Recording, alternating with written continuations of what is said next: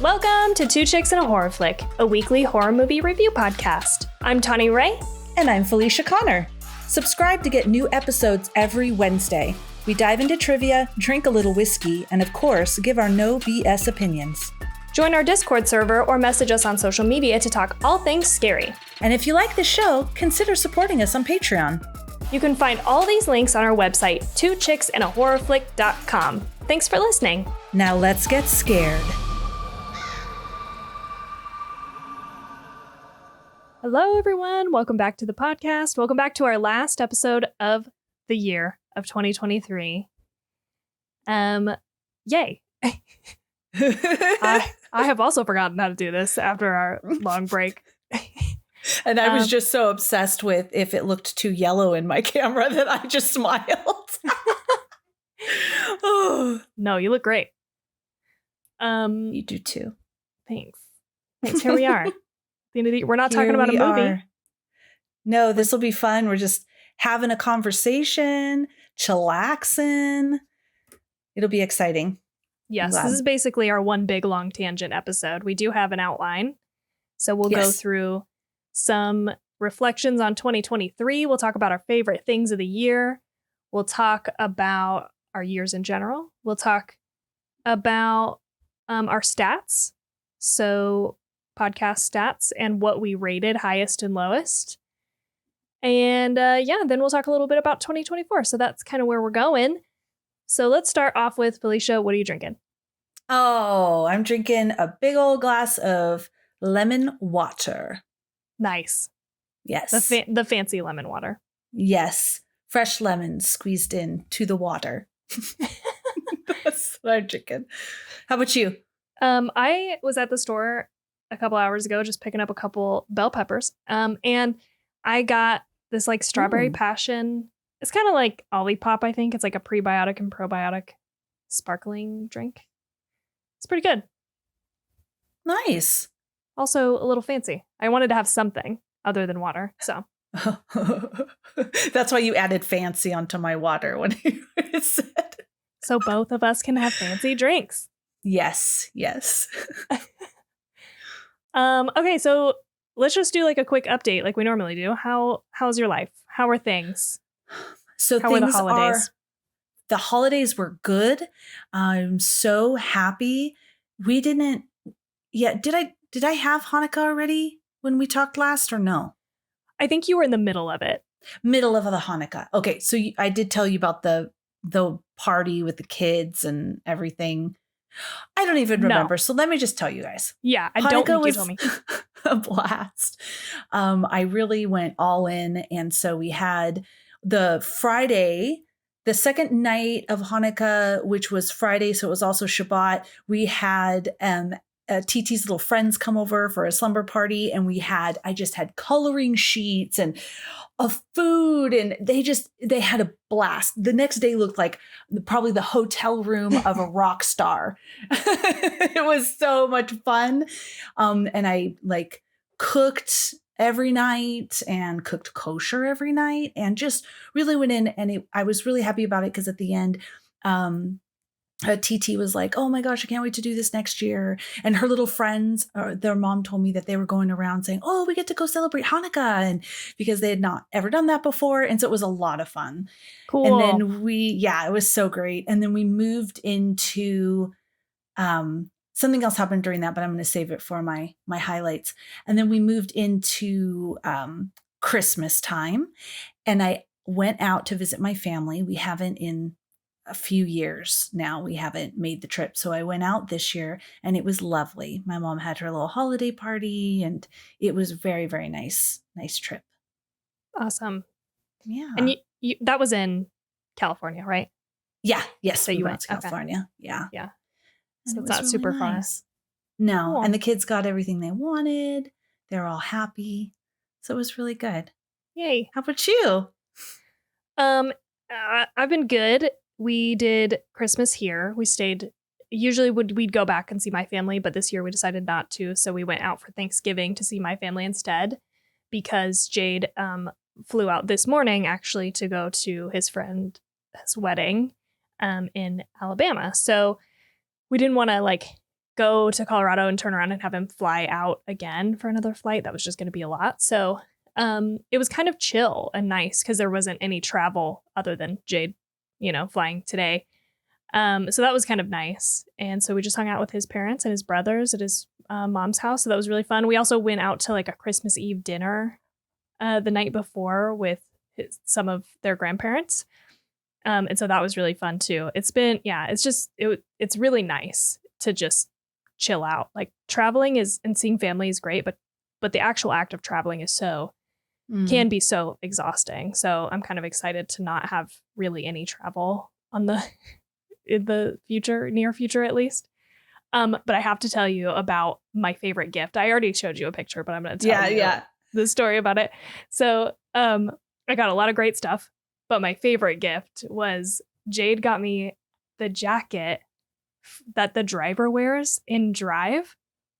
And this seems like such a random present, but I have to tell you the story behind it. So like months ago, I had like read a thread on Reddit somewhere, I think, where somebody just said, like, ask your boyfriend about what jacket he would want from a video game or something like that. And the comment section was pretty funny because like one of them said, if your boyfriend says the jacket from Drive, you should probably run or something. It was just like a joke about people who love that movie. I love that movie. It's one of my favorite movies of all time. So I'm like talking to Jade about that. And we're just like driving in the car. And he was like, yeah, that would be a really cool jacket, but it's like not my style. And I was like, yeah, you're right. I was like, but wait a minute. It is my style. I'm like, the jacket is black and white and gold, like, which is like a lot of what I own.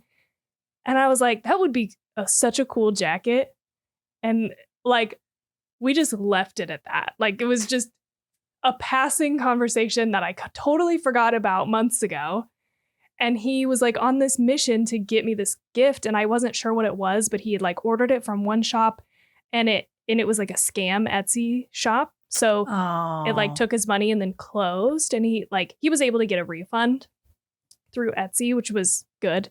But then he was like, oh, it's not going to be here in time for Christmas. It actually got delivered on Christmas Eve. And he like was able to wrap it and I opened it and I can't get over how fucking great of a gift it was. Like, he remembered that from months ago. I had no idea. I just was like so impressed. He's so good at that. That is so cool. I don't even know if I've ever seen Drive. And I thought, oh, this is a really cool jacket. I had to Google it and check it out. And there's lots of articles written about that epic jacket from Drive. So that's so cool. I didn't even know you liked that movie. See, I've known you for almost 4 years. And now I've learned something new about you. I thought you had seen it because I thought we had talked about it before at some point. Did I? I've seen Baby Driver. Oh, maybe. Yeah, because I thought you said you'd seen it. I don't remember anything about it if I have. I looked it up when you sent me that picture of your jacket and I saw Ryan Gosling and I was like, oh, it's her man. Yes. And then, I don't remember anything about it. So I'll have to watch it. Shit, you should then. It's good. We almost watched it on Christmas because, everybody in the family is like, what is this? Nobody understands. But we almost watched it, but we had to rent it. So we didn't. But that's so cool. Movie. It is a really sick jacket. Thanks. I'm so excited. I really want to steam it and get a good picture before I post it online, but I will. Nice. Anyway, so there's that. And then just since we talked last, we watched The Killer, which is on Netflix, and watched Leave the World Behind, which you had said was really good. So those are my two things that I've watched. Did you have any other things? Oh, wait. Are we moving into that? Yeah, I have things. Well, I figured we would just do our quick catch up one and then we'll get into, you know what I mean? Okay. Yeah. Okay. Because I feel like for our outline, that's for the year. Okay. And yes, and I'm deleting it from my outline. I guess I don't need to be that dramatic. I'm going to know I said this. Okay.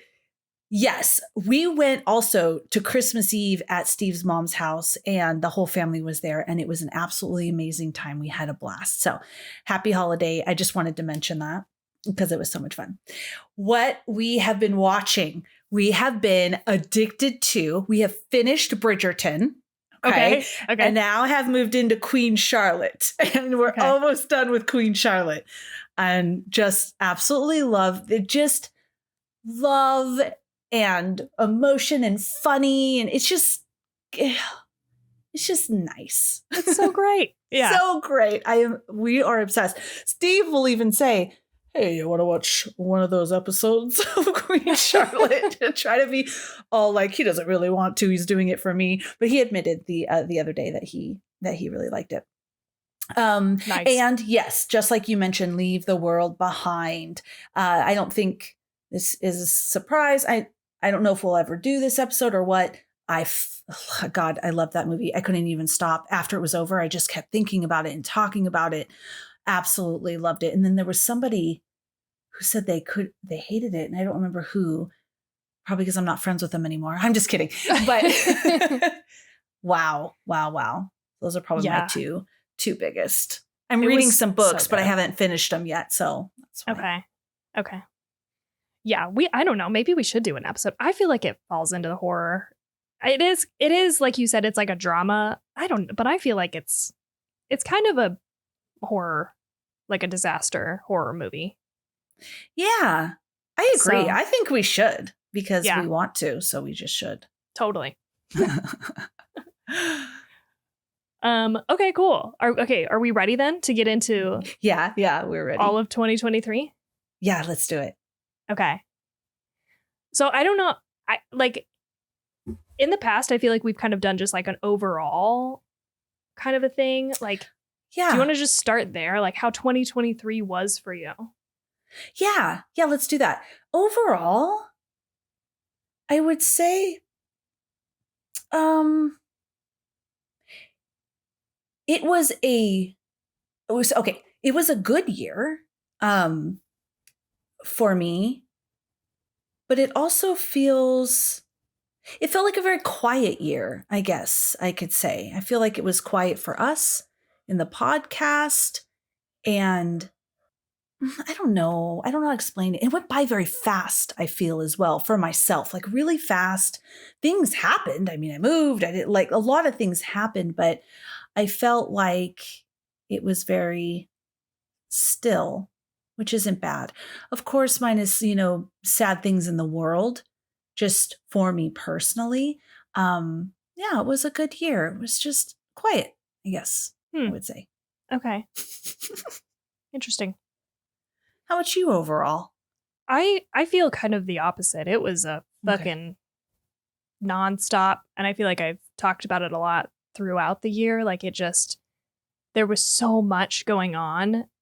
We had my best friend's wedding in May. We bought the house in April, so moved, bought a house, then went to my best friend's wedding in May. Then Jade turned around and went to a bachelor party in June. Then in July we went to like Yellow Pine, which is like 4 hours from here. So there was like a lot of traveling because then we also went to Hawaii and Colorado in November. And now Jade has flown to Alabama for his friend's wedding as well. So it was like there was so fucking much going on. It's like I feel the opposite. And last year I said the same thing. Last year I said it was the year of activity. And this year I feel like more of the same kind of. It was kind of the year of travel almost because there was just so much. And I agree that it flew by though. It was really fast. And I was even thinking, I was talking to Jade earlier. I was like, what did we even do before April? Because I feel like, the house really kind of kicked off the rest of the activity for the year. But I think like January, February, March, we're all spent looking for houses. But then I was thinking about what we did for my birthday. We went out and karaoke'd and I was like, damn, that feels like a lifetime ago. So it was almost like the first few months, like I don't even remember much about those, but everything else was so busy and packed from that point. I also like we had done our words and I think last year I had done one by myself. I can't remember if Jade and I did ones together, but this year we did ones together. So for the whole year, we chose progress, health, and fun. And I feel like we definitely accomplished those things, like definitely making progress on the house and, actually buying one. And then health-wise, like we're going to the gym and we're drinking less and eating more at home. And then we did a lot of fun things with all of those trips. So that was really cool. And then the other thing that I was just going to note, I haven't like told a lot of people this, but I just feel like it's worth sharing. Because a lot of the year I did feel pretty bad. Like there were a lot of good things that happened, but I just didn't feel like myself for a lot of it. And there were a lot of things that we were doing that I felt that I wasn't enjoying in the way that I would have normally. And so like I've been talking to a therapist this whole year, but then towards the end of the year, I started medication. I was diagnosed with OCD and they put me on sertraline. So I'm only like a month into taking that, but I already feel like a lot better. Like I feel like I can tell a big difference from my baseline, like optimism almost. Like I kind of want to say happiness, but I feel like it's not that. It's like optimism because I had felt like I had like lost that. And generally I'm a pretty optimistic person, but throughout the year it was like, I don't know, it was like I wasn't able to access that and I was feeling really cynical and unstable mood wise and irritable. And like, I just didn't, like I said, I didn't feel like myself. And it might be too soon to tell with this medication. Cause they said that it might take like 6 weeks, even like a couple months to see, but I feel like it's already made a huge difference. So I just say that to say like, I don't know. It was somebody else. I had heard somebody else share. It was actually Jensen from the Fright Crew who had shared just his own struggles with like mental health. And it really like is what kind of kicked me into seeking out a therapist to begin with. And then like I said, I've been talking to that therapist for a while and then started talking about doing medication. So I just feel like a lot of people are on medication and don't talk about it. But I feel like it is something worth talking about so that I don't know, it's more normalized. And I was really like, I was really nervous to do it, both from an anxiety perspective and just like do I really need that perspective? But I don't know. I feel like it can be really helpful for people, but so that's good. That's really good. I think that's an important message to share. And thank you for sharing that because I totally agree. Removing the stigma around mental health so that people do feel safe to come forward and talk about it and do what they need to do to help themselves out so that they're not suffering alone and in silence. So yeah, it's good. And I'm glad you're feeling better. Yeah, me too. And like I said, it's not like I was feeling super bad, but I feel like at the end of it, I do feel like I knew that something wasn't totally right. I could feel that I wasn't feeling like myself and everybody around me couldn't tell. Jade, I would talk to Jade about how I was feeling and he was like, you don't seem like that. But even if other people can't tell, like trust yourself because I was like, something is fucking wrong. Like something's wrong here. Yeah, because as often you feel it inside and then you're just trying to put on your best face for everybody else. So, yeah, overall, good years. Overall good years. Still for you. Chaotic for me. Yeah, when you were talking, so we have like, if we can just go into like our life highs. Yeah. Because when I wrote it out, so we went on 2 cruises. I have my life highs as spending more time with family.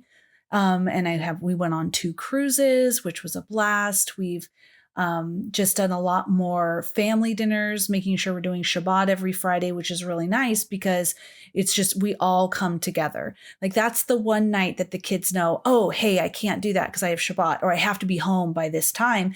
And probably we do eat at the table together, other nights, but for sure that night we're all together eating and giving each other attention. So it's been really wonderful.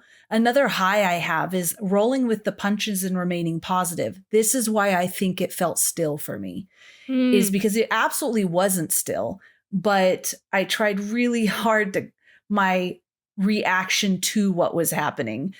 Because I didn't like the way I was feeling the anxiety was just when it would kick in, and I was getting like, I could feel it in my hands, when you sleep on your arm and you lose like the blood flow to it and then you release it, that the blood rushing to your fingers, if you know what I'm talking about.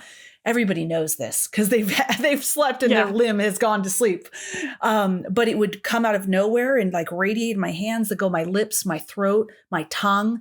And I would just have this anxiety. So I was trying to think very consciously because we moved into a new house in February and moved into a different new house November 1st.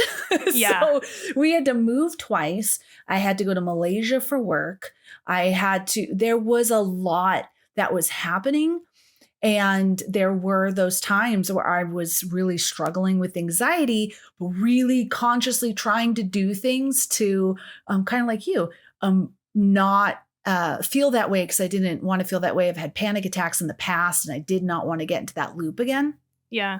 So for example, with the move, when I first found out that we needed to move out of that other house because the landlords wanted to move back in, I felt really bummed because we loved that house.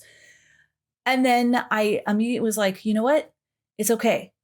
We're going into this other house. We didn't even have a house at that point. We're going to find another house. It'll be fine. It's meant to be. It'll be fine. It'll be good. Just trying. And when we had lost that other house that we were purchasing, or we had to walk away from it, I was like so attached to that. Yeah. And I really had to do a lot of work of letting that go. So I think that prepped me for this one. I was like, okay, whatever. And then the landlord found us this house and we really like it. We're at least here for 2 years, 2-year lease. But there was just so much happening. But I think on the off time, I also was not signing myself up for anything extra. Right. Yeah. Like, totally. So that I was able to just journal, to just be at peace, to just numb out my mind in a positive way, like maybe playing video games or reading or whatever. So I think that made everything feel very balanced, if that makes sense. Because thinking back, we did a lot, but I still feel it was a peaceful year. Yeah. I guess. That makes total sense. Because like you were still cool. at the center of all that activity. And I know from our side of things, there was a definite concentrated effort on not overextending or overcommitting to extra things. And so, I bet that had a huge amount to do with that as well. Just not doing too much. Yeah, because we've talked about it before. We love this podcast. Obviously, we're still doing it. We love it. And then when life gets really, really crazy, us being able to be there for each other and say, okay, hey, let's not record. Not record. Not because, recording is always a fun thing for us. But when things are crazy, it's an added thing along with a lot of other added things. I much rather would have dropped some other things and just recorded, but sometimes you can't. A lot of times, those other things you can't drop. So allowing us to give each other space, I think really helped with not burning out and feeling overwhelmed. I agree completely. And it was nice to take that break over November where it was just, we had so much going on, both of us. So that was nice to be able to have that space. Yes. And could I just tell you 2 more life highs? Yeah. Okay. Go ahead. Getting the role, my day job role that I've wanted for years of an instructional designer. I've wanted to do that for years. You typically need a master's degree in that specific thing. But because I've done that work through all my years of training and at this particular company, have done a lot of that work, I was able to now officially move over into senior instructional designer. And I'm really happy about that. I wanted to do that for a very long time. Yay. And the other high, you do know, Tawny knows, but No one else I was like, listening oh no. knows. Yeah, Tawny knows. So the very last day of Hanukkah, or the last day, every other week I meet with a rabbi, like, how am I doing and all of that. And for those of you who are like, why do you do that? So I'm going through the process of conversion. I've been studying Judaism towards conversion for the past, it's going to be 13 years, going on 13 years now. So it's nothing new. But I finally, in this place in Arizona, found, some rabbis and studying with them and so on and so forth. So anyways, now you're caught up. So the last day of Hanukkah, rabbi who I'm working with, an Orthodox rabbi I'm working with here in Arizona, he let me know that he will be doing my conversion, and it will be recognized in the state of Israel. And I'm so excited. I cried. And for those of you who are like, well, I thought you were working towards conversion. I am. I never thought I would be able to do Orthodox conversion because I had this idea of what Orthodox Judaism is.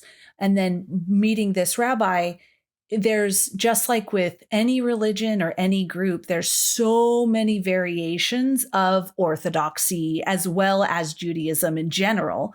Mm-hmm. And so I always thought I would need to do Reform or Conservative, which are all lovely. It's all lovely in my eyes, but I never thought I could do that one because I just felt, from what I understood, the restrictions I just wouldn't be able to do. I wouldn't even be a candidate for that. And so, and also when you are converting, you need to have, I think it's 3, but you need at least 2. You need a few. You need a few rabbis that are saying, yep, I will convert you, not just one person, another one. And so one big thing for the rabbi I'm working with is I'm not married to a Jewish man. So I'm the only person in my family that's converting. Yeah. And so this idea of like the family all, being Jewish, he wasn't sure if he would be able to because of that stipulation.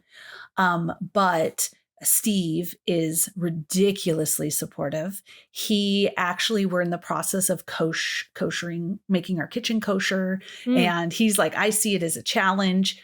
And he, so I guess the rabbi, he found somebody else who's like, yeah, let's do it. I'm sure it was more of a conversation than that, but I'm so excited. So he was officially telling me, because I thought this particular rabbi might not actually be able to do my conversion. I can still study. Every Thursday I go to philosophy of Judaism and Jewish history classes. He opens them to anybody can go. They're free and anybody can go, and meeting with him and things like that. And I also am connected to a rabbi in California, a conservative rabbi. So I can still learn. He just wasn't sure he was going to be able to actually do it, and he can, and it will. I'm very excited. Okay, so that's the difference then, because this was my question. How would you not know? Like, what are the like things that you'd have to do or hoops that you have to jump through to be able, for him to be able to say, yes, I can do that? Is it just that you'd need 3 rabbis to say? I mean, I'm sure it's probably more than that, but. No, it's 2 to 3. I thought it was 3, but he said he has another rabbi, so maybe it's 2, but 2 to 3. I should have looked that up.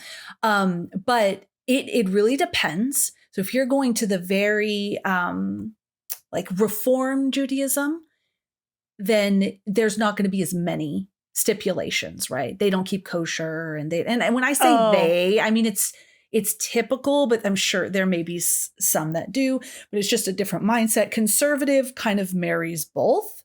Okay. And then Orthodox is more strict. So, for example, his non-negotiables were that we are celebrating Shabbat every Friday and celebrating the holidays. And family purity, which would be the marrying of the husband, which that doesn't work out. And I'll get back to that in a second. And then the next was being kosher. So in the Orthodox Judaism, following what is set out in the Torah, what is outlined that you should do, they do. Oh, okay. So prayer and being kosher. It's in there. You should be doing it. Conservative, from the conservative rabbis that I've worked with, they highly recommend, say, being kosher, but you could be conservative and not kosher. Okay. And then reform is not kosher typically. Anyways, so there's that. That's the big difference, I think, especially like the kosher and is difference amongst Jews in general. So. But that's the main hurdle is that, you basically have like a cup 2 to 3, it sounds like potentially rabbis to agree. And then, yeah. And so for Orthodox, they he might say, yeah, I really want to do this. She's very dedicated. She has a supportive family, raising the kids Jewish. So I want to do this, but you need more than one rabbi to agree. So if he wasn't able to find anybody else that agreed with my situation and being able to convert, then he wouldn't have been able to do it. Interesting. Okay. Yay. So like I think I asked you this before. How long does that process take? Is it just? So it typically, it of course depends on which group you're converting into it. I believe if it was reform, it might be a little less time, maybe not. Typically a year. So you're living the Jewish year, right? And you're going through all of that. Possibly other times it could be speeded up in cases of like, let's say you're getting married and your husband or soon to be wife is Jewish and you're getting married. So there might be things like that, but there are no life circumstances for myself. Right. I'm just a grown ass woman who wants to convert, So, and then plus my own life circumstances is why it took me so long. But honestly, it was what it was. I was going through my life and I was healing and I was trying to do it all. And, now I'm here and it's ready. It's time. Cool. So probably by like next year sometime. Yeah, I'm thinking next year. It's going to happen. Yes. So he assigned me right now. My focus is kosher. So moving towards kosher. I've been doing that as far as what I'm eating myself for this entire month. I've been preparing kosher meals, but technically my kitchen is not kosher. So technically the meal's not kosher. I don't eat meat and dairy together. But, we have pots and pans that we have cooked, different things like that. So I have some books and that's my next task. Gotcha. Okay. Mm-hmm. Neat. Yeah, it's cool. I'll keep you updated. Yeah. But those are my 2 highlights besides all the stuff that I said, about, the cruise and the rest of the attitude. Year. Yeah. How about you? Because I went on and on. No worries. I went on and on. This is, we're just chilling today. We can go on and on. Right. We need to apologize. That's right. I basically mentioned all of my things in my like recap as well. I didn't mean to do that, but I did it. We bought a house, which was highlight of the year for sure. Such a big deal. Yeah. Oh, it's amazing. It just continues to be amazing. It's so great. I let Lily out in the backyard today and I was like, God, I remember having to walk her all the time and it sucked. I love having a yard. It's just amazing. I just love it. That's so good. We did finally get our first a mouse in the house. I haven't told you about that. I don't think. Oh no, I did. You did. Yeah. Terrifying. You're like, Felicia, I just can't. There's a mouse in the house. Yeah. I was like, I don't remember what it was, but I was like, I can't deal with life right now because there's a mouse in the house. I will say, though, that I feel like I handled it pretty well given the circumstances, because the OCD that I was diagnosed with is like health related, like anxiety OCD. It's like under the anxiety umbrella. And so as I've gotten older, I can't remember if I mentioned that. I probably have at some point, but like these OCD tendencies have gotten worse as I've gotten older and if I get stressed. So like I get really worried about taking medications and washing my hands and making sure that food has not gone bad, isn't, out of date, didn't sit out too long. Like, it's all kind of related to this kind of stuff, like health stuff. So as you can imagine, a mouse in the house was a fucking problem. But I feel like I handled it better than I would have, a few months ago, even at this point. So that is so good. Yeah, Tell us about this mouse. It just crawled up out of our vent, dude. And Zero got it immediately. Our cat, he like pinned it.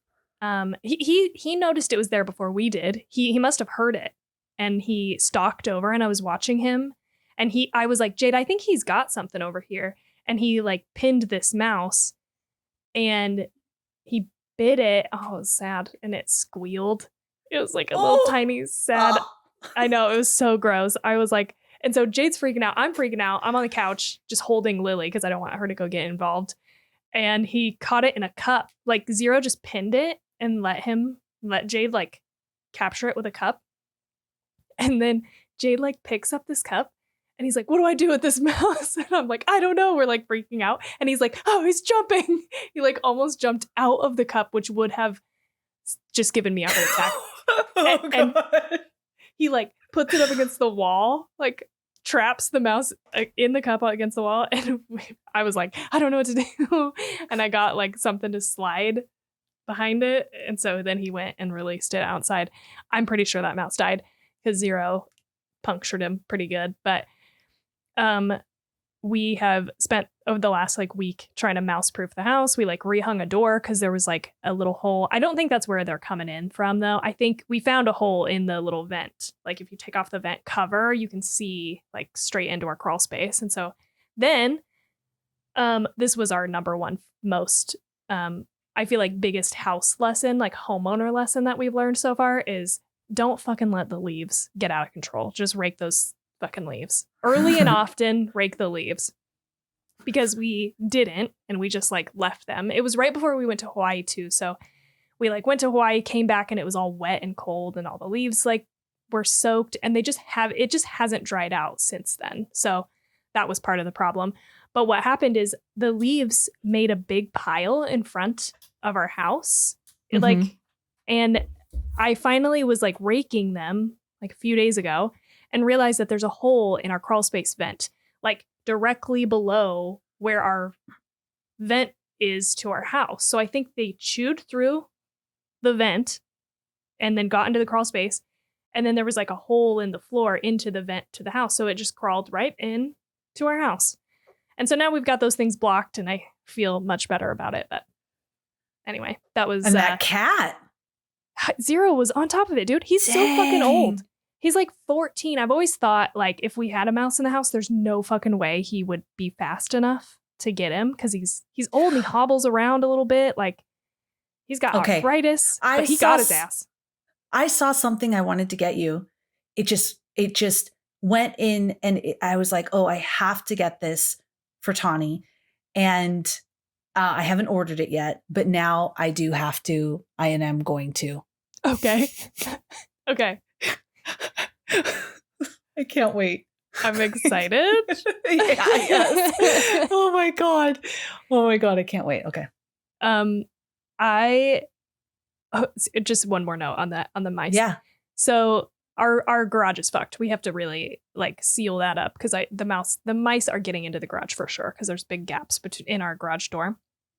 And so Jade put some traps out there and has been catching mice. Let me just tell you something disgusting and also horrifying. We caught like 2 mice first night, and he like disposes of those, resets the traps. He catches another 2 mice, and oh my god, we're like, okay, but I'm kind of like, I don't know. This is like they're probably mice in our garage, but we're like putting food out there and we're like luring them in, and we're right next to like some water. Like, I was like, this is the never ending problem. We're not going to be able to just like catch all the mice and kill them, because we're not addressing the root problem. We need to seal up the garage first and then kill anything inside. But we had like left them there, the second set of mice, for like a couple days, because we just like didn't think about it. And then so Jade goes out there to like get rid of them or see if we caught them. And they were like eaten. Like, I think other mice ate their little dead mice bodies. God, Tawny. It was a so horror gross. show, dude. It was disgusting. And there was even another little mouse trapped in like a bin. We had like an open bin out there. And I don't know how the fuck it got in there because it's like kind of tall. And it must have just fallen in. And it was really cute, actually. And Jade was like, what am I supposed to do with this tiny little cute creature? And it was all scared and in the bucket. I was like, just fucking dump it outside, I guess. Probably just going to come back inside. But, you know, he read about it and he was like, people online say the most humane thing you can do is basically just like smash it with a brick. And I was like, no way you're doing that. I wouldn't want to do that. You shouldn't do it. Just fucking put it outside. Like, why isn't it more humane to put it outside? Well, they just come back inside is like what people say. Okay. They'll just come back in your house. So you don't really want to do that for your sake. But other people will say to drive them like miles away. Because they were like, even if you drop it off a couple blocks away, it'll still find its way back. So people online also say you can drive them like miles away, but who wants to fucking transport an actual live mouse in your car? And if you do that, you're basically condemning them to death too. So it's like more humane to just give them like a quick death than it is. I could not smash it with a brick. I couldn't either. There's no way. Oof. I mean, even here we don't get a lot because there's snakes out there. Oh, that makes sense. I've never seen a snake. But I know they're out there. Not in my yard necessarily, but in the desert. Right.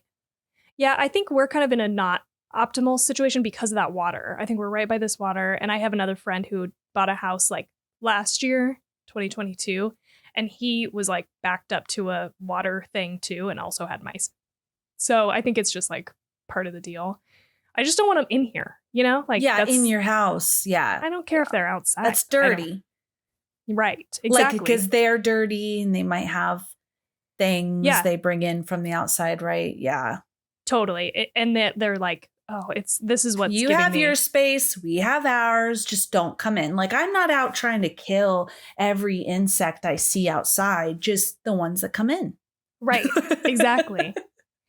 Exactly. And it is a health and safety concern too, because if they get in your walls, they can chew up your wires, and that's like more of a hazard. So obviously it kind of sucks to just kill a bunch of like tiny little creatures, but again, online people were like, you really can't let this go. Like, you can't, you know what I mean? You just have to kill them. And the most humane way to do it, aside for probably like a brick, is because that's like if you've got a totally live mouse situation. But the most humane way is just to do those traps, like the classic snap traps, because it is a relatively quick death. You are killing them, so they're not interfering with you.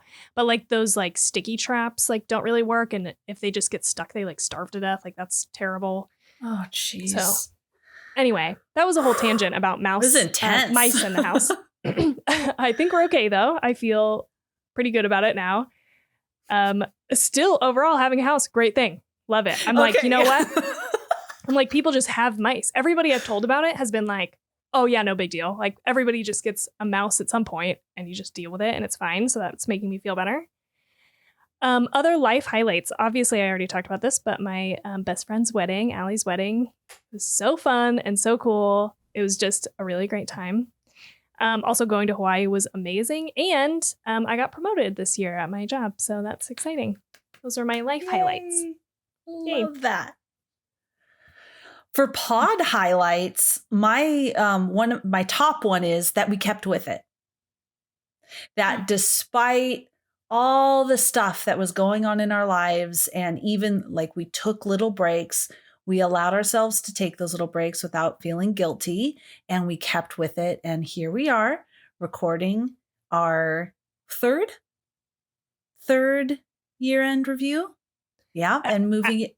This might be our fourth, actually. Fourth? Is that right? No, when would we started 2020, 2021, 22, 23. So this would be four. It's our fourth. Wow.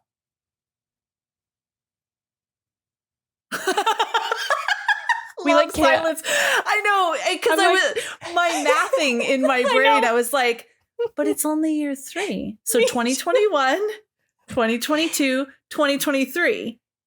Wait, the end of 2020, the end of 2021, and our 4th. Okay. Okay. I was thinking it's 2023. Why is there 4 of them?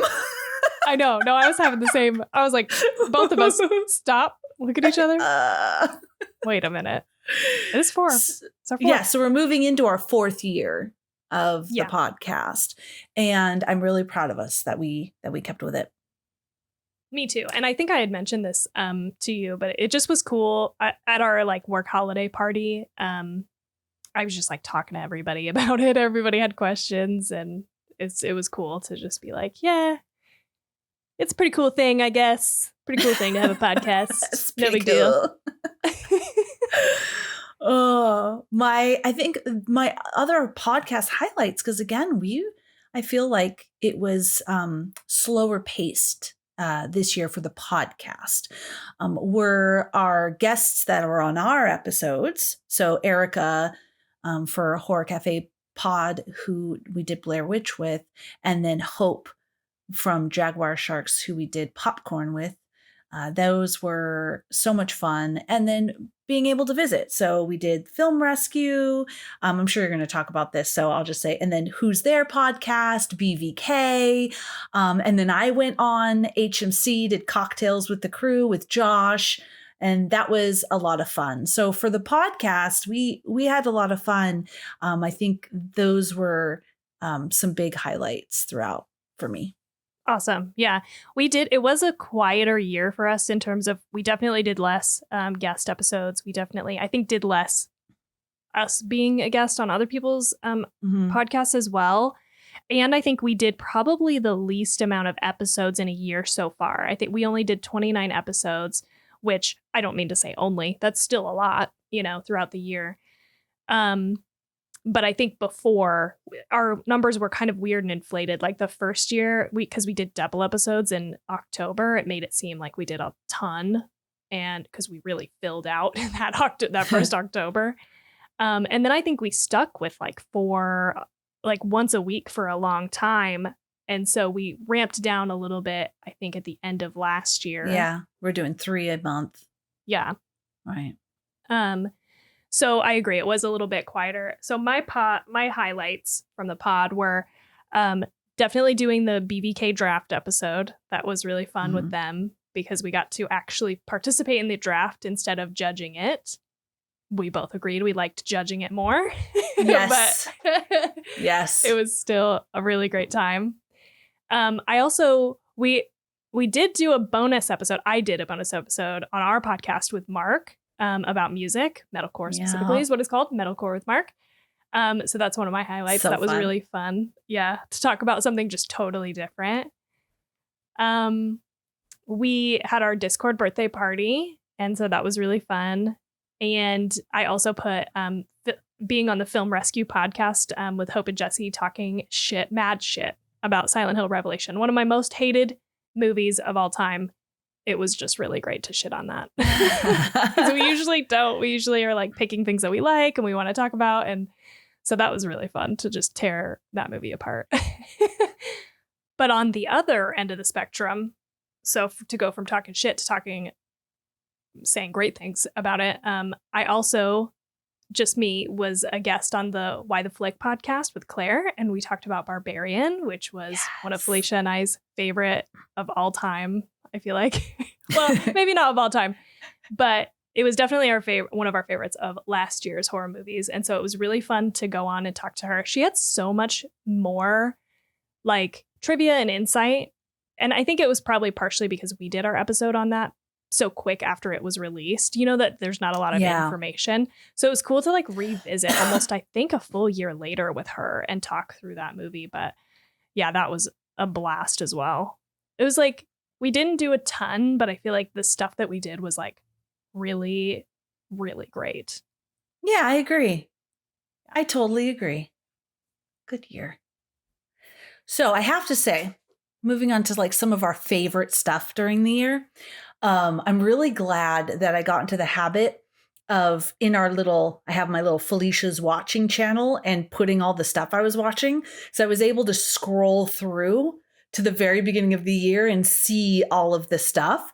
And so for everything where I went, oh yeah, I put down so my fave things. Smart. I did that too. Although I don't think I captured everything. I did a really bad job of tracking shit this year, but definitely pop it in there because it was, I was like, oh, this was easy. You want me to get in it? Yeah, tell us, what were your favorite anything? I kind of broke mine up. Like I did like music, movie, show, books. I did too. I did shows, movies, podcasts, books. Okay. Music, I don't feel like I got into anything new. That's why it didn't like stand out to me music wise. But okay, I'll do shows and movies because they're kind of together. So the ones that really stuck out to me for shows, Blackbird. I really, really loved that Blackbird. It was so good. I think it was on Hulu. I don't remember. Google it, but it was about that serial killer. It was a show. It wasn't a documentary. It had. I don't feel like I remember this.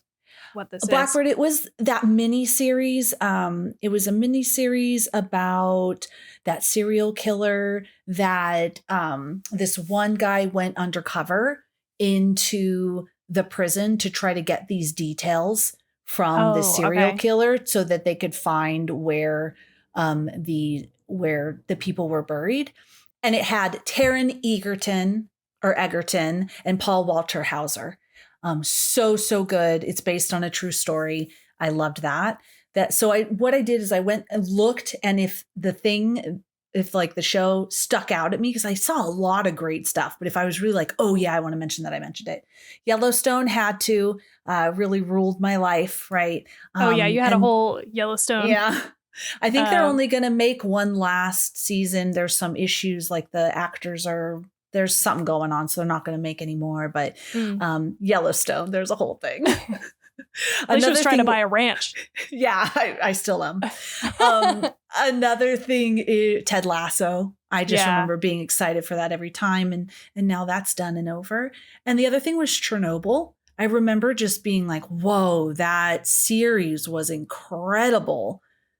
Absolutely incredibly done. Or I'm not saying 2023 stuff. I watched it this year for the first time. Oh, okay. Yeah. So just things I've watched that right. Stuck out to me. I don't know if any of these are 2023 things. So I'm just. No worry. I just thought you had watched it before. Not, you know what I mean? Not this year. No, I had it in that's why the Discord, my friend. Okay. See? Yeah. That's nice. It's the first time. And then the two movies that I had mentioned, or that I wanted to mention, was Leave the World Behind, which I already talked about, and The Offering. I really liked that one too. So those are my shows and movies. How about you? Okay. I'm going to go, I'll pick it up with shows and movies as well. I feel like shows, in general, I actually feel like I didn't I didn't like watch a lot for some reason. Like I'm thinking about my year and I'm looking at my lists of things and I'm like, where did all my time go? You know, I don't know. But what I wrote down for shows was Andor. I'm pretty sure we watched that this year. That was really, really good. And we like told a bunch of people to watch it. The Last of Us, which that was another thing. I couldn't believe that was this year. Like that feels like forever ago. The Last of Us, of course. Yeah, that was it. That was. I feel like that was probably the best show to me of the year that I watched. Yeah. Forgot about that one. Yeah, that was great. And then Beef on Netflix with Ali Wong and Steven Yeun. That was like not normally my cup of tea, but that was a really good show. So highly recommend if you haven't seen it. But then the last two are the ones that I feel like I already talked about, Blue-Eyed Samurai and Scavenger's Reign, which are both like animated series, which also is usually not my thing, but all of those were really, really good this year. Movie, I like honestly only listed one because I have a handful of like horror ones that I saw that I feel like are good and worth noting, but I kind of in my head, I bucketed that to podcast. And so I was just thinking about movies that I watched that weren't for the podcast. And for me personally, Barbie was the movie of the year by like a long shot. Barbie! I totally forgot. Yes, that was such a highlight. Especially I went with my daughters, all of them, to go watch it. And it was so epic. Oh my God, I totally forgot about that. Yeah, that was really good. And I also feel like Leave the World Behind It deserves an honorable mention. It was so fucking good. Yes. Yes. Yeah, I have some you have favorite movies for the pod. And so I didn't include those into what we're talking about here. And we haven't talked about The Offering. Like, The Offering, I feel like Huesera, The Bone Woman, and The Boogeyman. We haven't talked about any of those. But all of those, I feel like, are really good. But I didn't put them under my favorite movie either. I don't know. Yeah. We'll have to work those in. Yeah, we'll have to work those in because I really enjoy that too. And it didn't pop into my head. Okay. Where are you going next? You going books? You want to do books? No, okay. Let's do podcasts, YouTube. Okay. Because books is my favorite. We could do books. Let's do books. No, you go ahead. Okay. Let's do podcasts. Okay. I have it podcasts and YouTube / So I have to shout out again. I'm a true diehard fan and patron for 10 to Life with Annie Elise, true crime podcast. She does an excellent job and has built this empire. Now she has an Apple podcast called Serialously. And so someone's producing this podcast, but she still has 10 to Life on YouTube. True crime. Annie Elise is the bomb.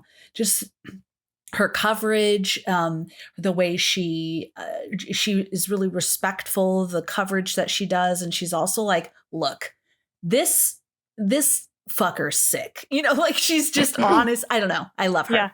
That chapter with Michael O, I'm still listening. Michael. Annie and Michael, we want to do like a collab. Let's do this. Pick a horror movie based on a true crime thing. Would love that. Bear Brook, that you told me, the podcast, that was so good. There was a time there where there was just all of these great podcasts that were covering like these stories, these episodic podcasts that were covering this true crime. And then I felt like I listened to all of the good ones and there were no more good ones coming out. And then there was this. So I appreciate you introducing me to that. Also a YouTube channel, they call themselves EWU or Explore With Us. They do true crime and they also do the interrogation videos.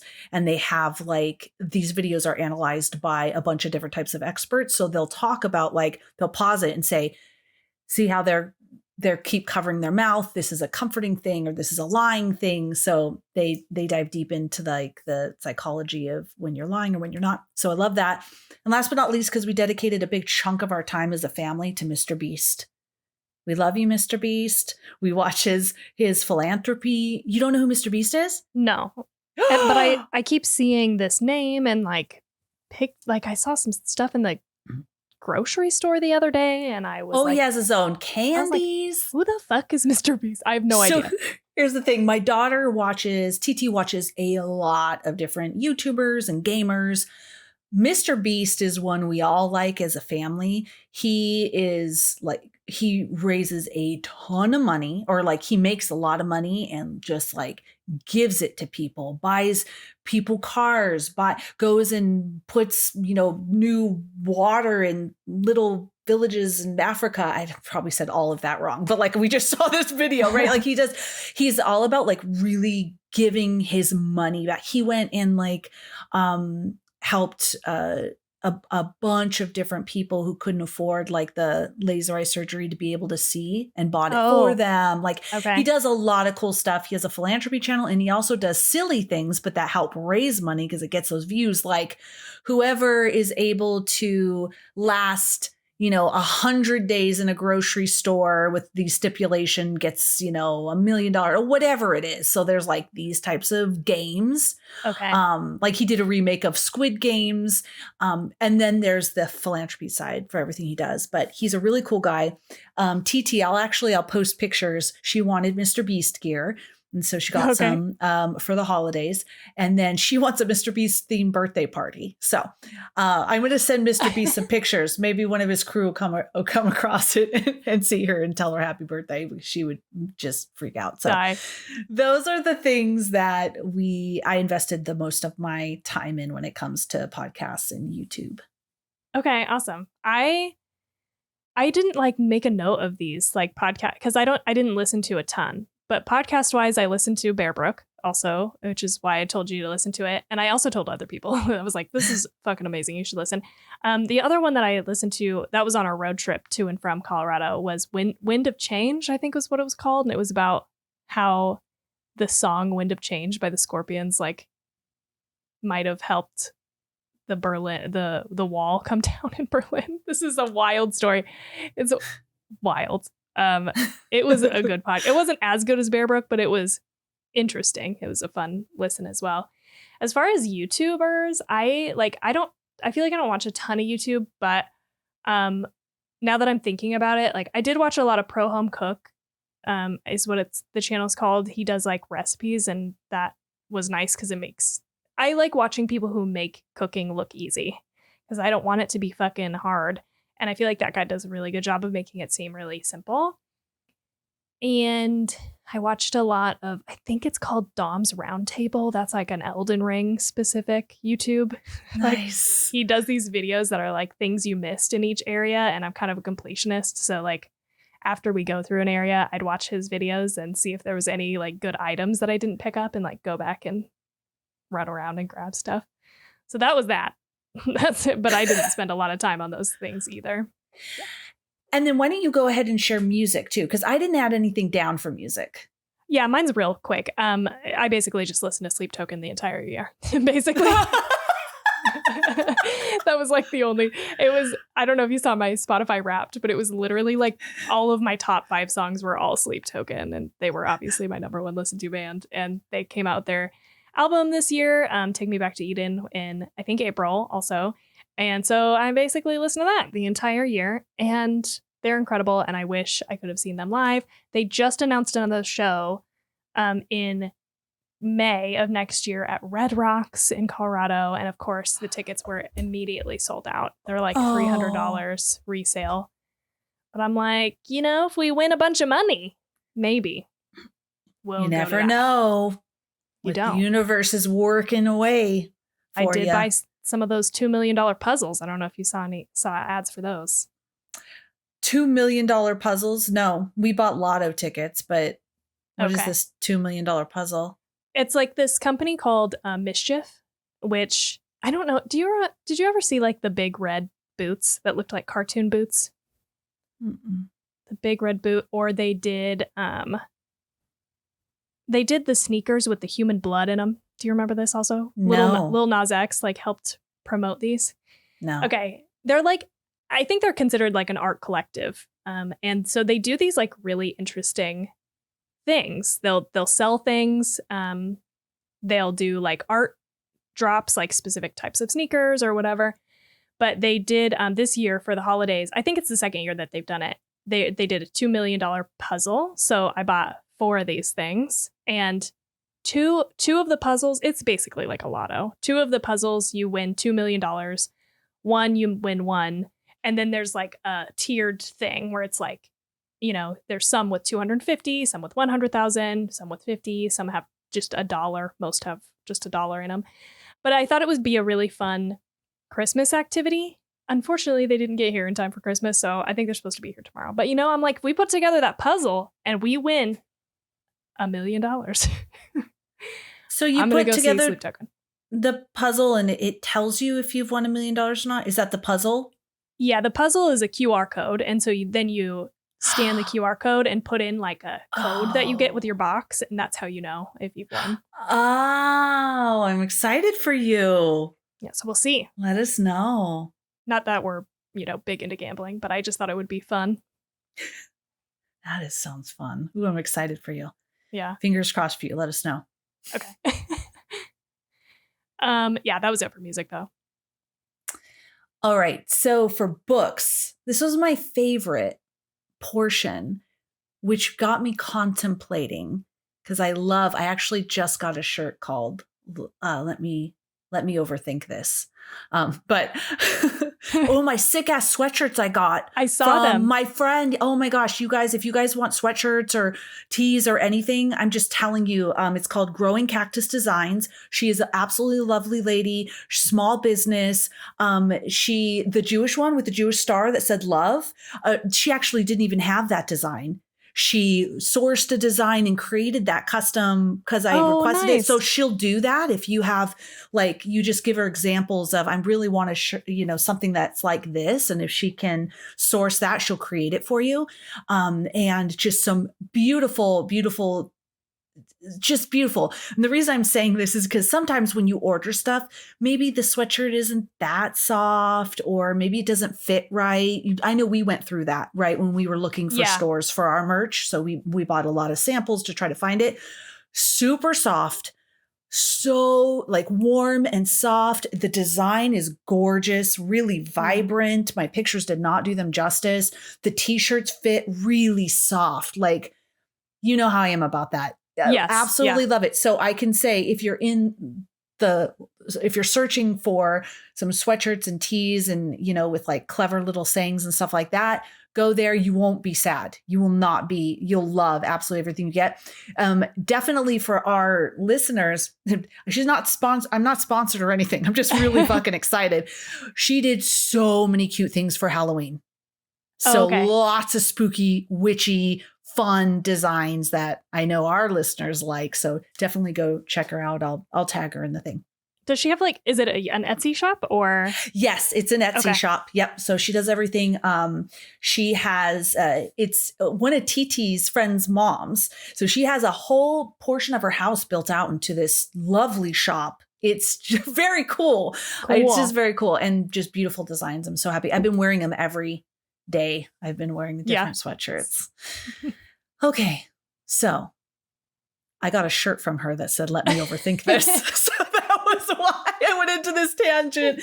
But books, this of everything resonated with me so much looking back on the books I've read that made me say, you know what? When we get to our goals for 2024, I'm going to talk about that because books are involved in that. So anyways, my top ones though, I have 4 top ones that I listed. I feel like I read a lot of really good stories.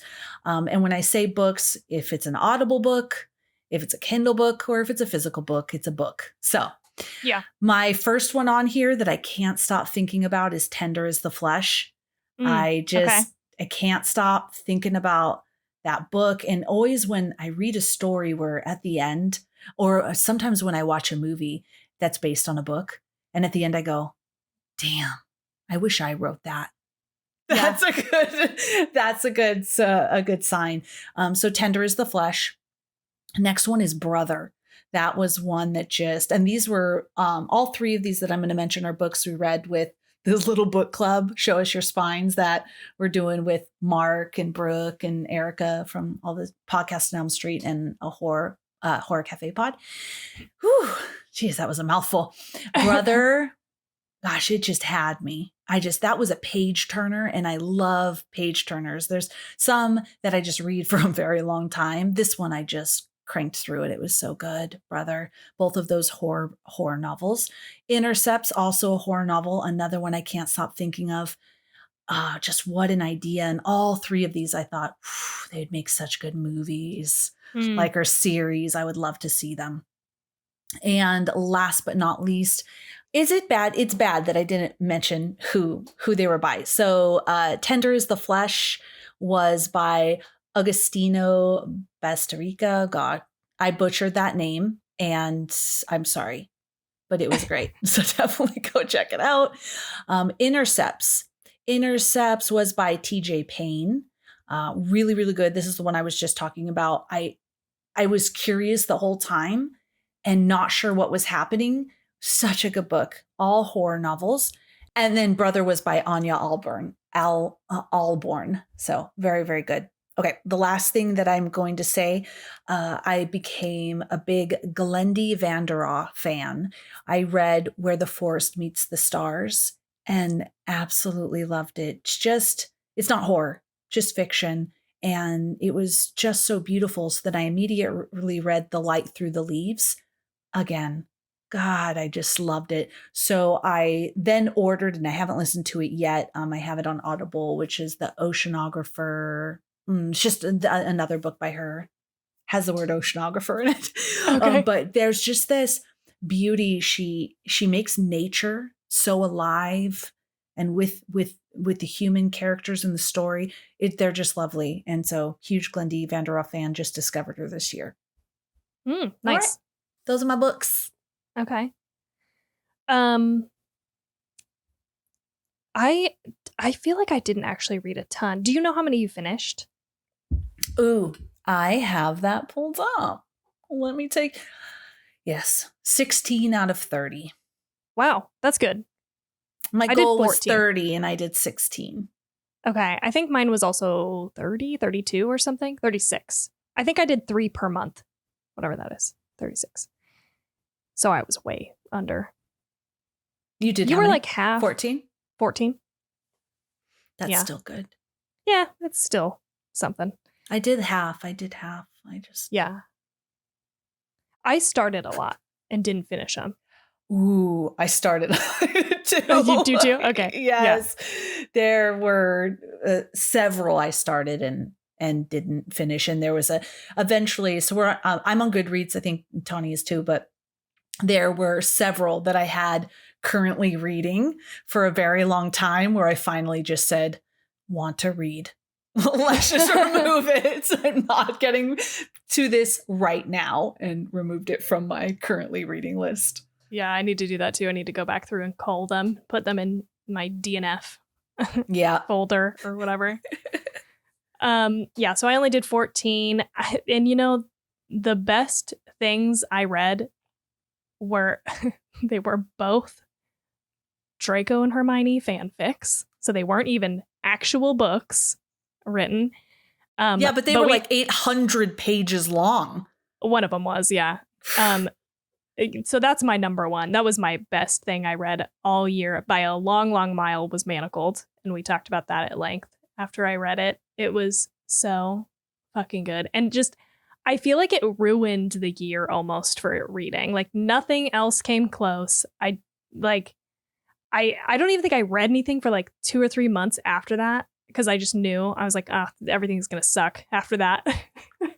And everything else was just, it wasn't that I read like terrible things. There were a couple things that I read that I really didn't like, but like I said, I usually just stop reading if I'm really not feeling it. I just get out of there. But most of the stuff I read was just like, okay, like I gave it like 3 or 4 stars or somewhere in there, because I was like, it was entertaining enough to keep me reading. So the last thing that I'm gonna note is like what I'd give the third spot of the year is Crown of Midnight by Sarah J. Maas. I feel like I'd give that a 4 out of 5. It's the second in the Throne of Glass series. So I read Throne of Glass early in the year, or maybe even at the end of last year. I can't remember. And so it took me a while to come back to the series, but the second book was really great. But I've started the third book and I'm like, what the fuck is going on? We're like in a totally different thing. It's like it feels to me like there was like a planned trilogy and 2 of these books got written or whatever. And the publisher was like, this is great. We love it. Give us like 6 more fucking books. So then all this extra shit had to be like made up. And now we're going, like we were going just to a trilogy, but now we got 8 fucking books. So I don't know how long I can hang in on that one. We'll see. Tell me if you've read it and it's worth hanging in, but I'm just like begrudgingly reading it at this point. Anyway, but that was it for books. I'm like, I also feel like, I mean, maybe you're going to say this later, so we should save it, but I'm definitely feeling like next year I want to dedicate more time to reading, and I would like to read just like better books, but it's hard to know because it's so subjective. So I don't know how I'm going to source those better books for myself, because sometimes what's popular isn't what I'm going to like. But I would like to be more engrossed in whatever I'm reading. Like that Crown of Midnight, I read the second half of the book, I think in one day. Like it took me a little while to get to the to the midpoint. And then once I was there, it had me hooked. Like you said, like I couldn't put it down. And I love that feeling while reading. Mm-hmm. And so I want just more of that. Yeah, me too. I want to read more books, all different kinds of books. I love all different kinds. And it's just like, I love being lost in the story. I just love it. And you're right. It is really hard because I was mentioning books to you I thought for sure you'd like, and you did not. Oh yeah, The Last House on Needless Street. That was another one that I liked. But anyway, it's hard to know, like when everybody was going like, okay, Felicia, just talk. Colleen Hoover, she writes romance, right? It is millions of 4.5, 5-star reviews, millions upon millions, guys. Insane. I was like, I have to read this book just because millions of people love it. I just couldn't. It's just not for me. Not that it was badly written or anything like that. It's not my cup of tea. I wasn't engaged with it at all. I was reading it and I felt like maybe I was reading a script of like a Hallmark movie, but then I hear it gets dark. I didn't get into it enough. But I just couldn't. And so you just never know, right? Yeah. Like what I try to just go and look like for a theme or maybe a cover draws me in, like The Sweetness of Water. I just looked at the cover and the title, and then I read the little back piece, and I was like, you know what? I'll read this. And it was phenomenal. I'm currently reading Wayward and really, really enjoying this. It's witchy. I feel like I want more witch stuff. I want more books about witches. I'm also still reading and started to pick it up. So I'm over halfway done, The School for Good Mothers. And I'm really liking that as well. Yeah. So I don't know. Where was I going with this? Oh, just it's hard to know. It's hard to know. Sometimes you just gotta you gotta just get in there and see if you're like vibing with it at all. I agree on Colleen. I've never read any Colleen Hoover, but people do talk about it a lot. And like over Thanksgiving, like I was talking to my family and my cousin and my aunt about it, and they've read a few, and it sounded like, I'm going to try one at some point, but I'm not quite sure if it's going to be my cup of tea either. But they were talking about, I've heard a lot of good things about Verity. And so I'm like, there's that one. And then there's another one that's like a kind of ghosty feel. And so I feel like those would be the ones that I would try. But I've read and heard a lot that her books do get marketed as romance books, but they're really not. Like, and so don't go into them expecting a romance, like, which is, normally you get a happily ever after at the end of it. Okay. Yeah. I started with and tried It Ends With Us. Okay. So I believe that was like the one that, because she's written a lot of books, but like really blew up. Yeah. And then it had the other ones. That was the one I tried to read that I was just, anyway, books. We're going to go in on books next year. Oh, the whole tangent on books. This is going to be our promise. Oh, okay. What do you want to go into? Our favorite episode of our pod? Yeah, our favorite episode that we did this year. This is really hard for me. I know. Because I feel like we didn't do a whole ton, and there wasn't any that really stuck out. Like to this day, when I think of Black Christmas, I'm like, dude, we had so much fun, right? So the one that did stick out to me the most was Popcorn with Hope from Jaguar Sharks. I just thought, even though that movie did not score high, we just had fun. Watching it wasn't like a drog. Is that what you say? You always say this word, and I love it. Is like a slog. Watching it wasn't a slog, right? It was like, this is ridiculous. And then talking with Hope about it, I just felt like that was fun. So when I just think back on our episodes, that one really pops out to being one of my favorites from this year. Yeah, I agree. That was in the running. I had a top two, but I ended up actually going with The Exorcist, which is like, I don't know. It feels kind of lame because it's like you know, The Exorcist, of course, it's such a great movie, blah, blah, blah. But I just feel like you bringing the extra added element of the research of the real story and all of that, I felt like that was really cool because we really went in on that one, you know, like. Yeah, you're right. Research wise. And that didn't make it in the episode if you try to go back and listen, because that was going to be a Patreon video. So, yeah. You're right. I did make that episode awesome. I just joking. You did. I'm kidding. You did. No, we did have fun with that one. That was a lot of fun. Good pick. Yeah. That's usually what I think of is like what was above and beyond just watching the movie, you know, and I feel like The Exorcist stuck out to me for that reason. Awesome.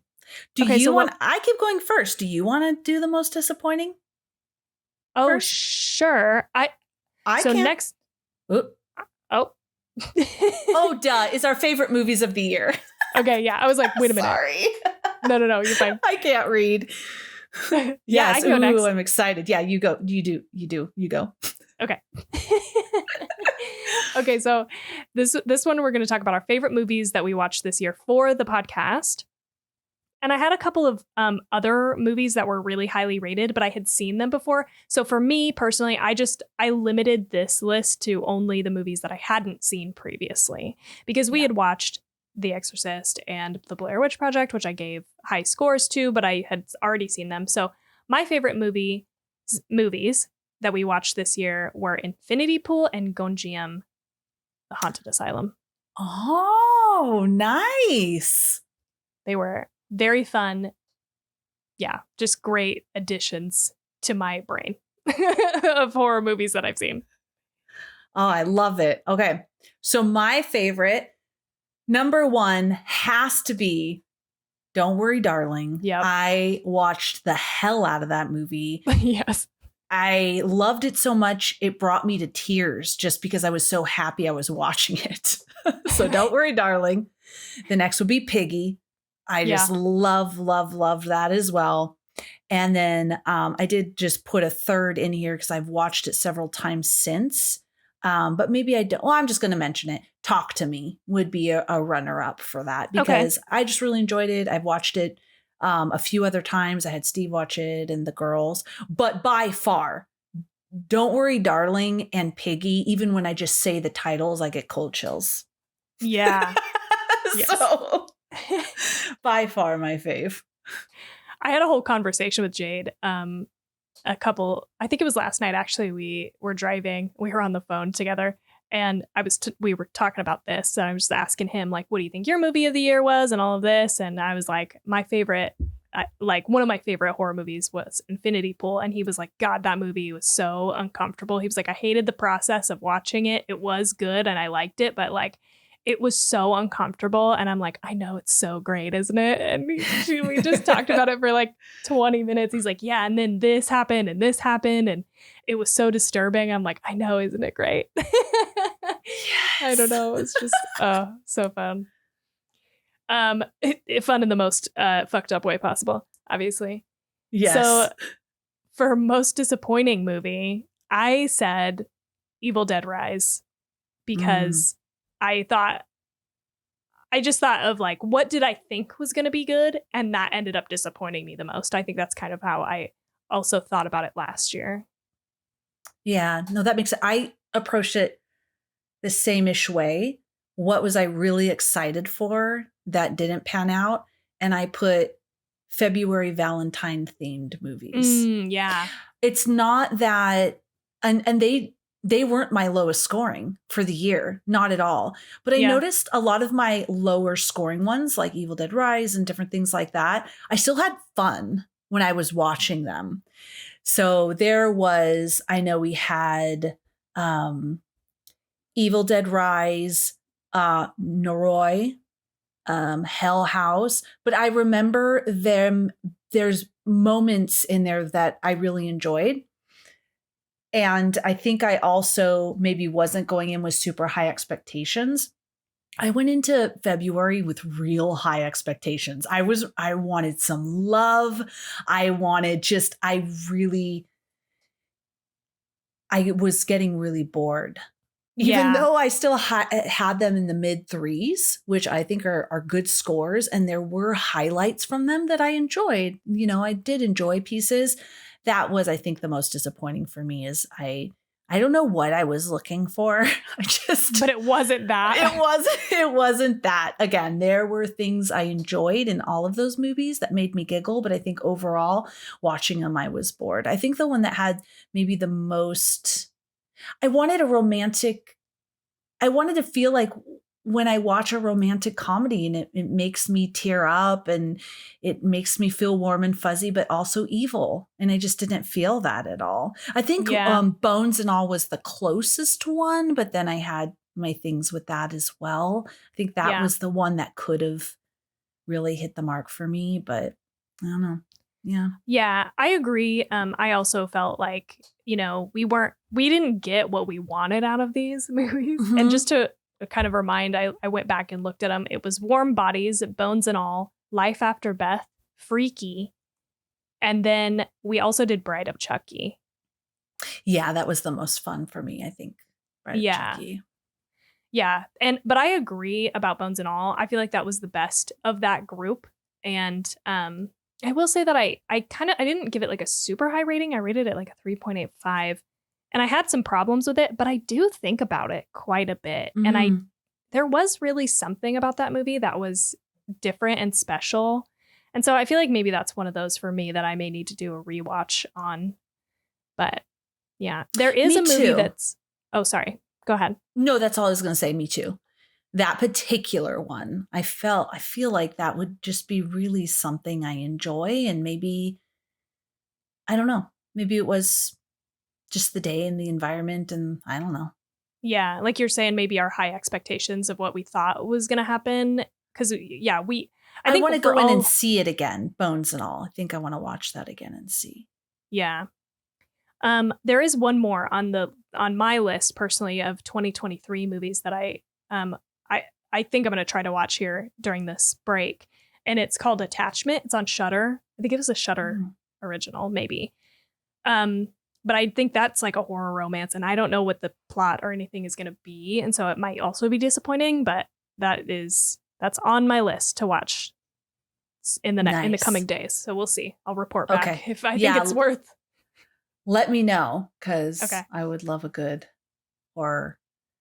There is something you just remind me. I did watch while I was wrapping Christmas presents, and I think maybe we should do it for Mother's Day episode. Lamb. Oh, okay. Wow. I haven't seen it.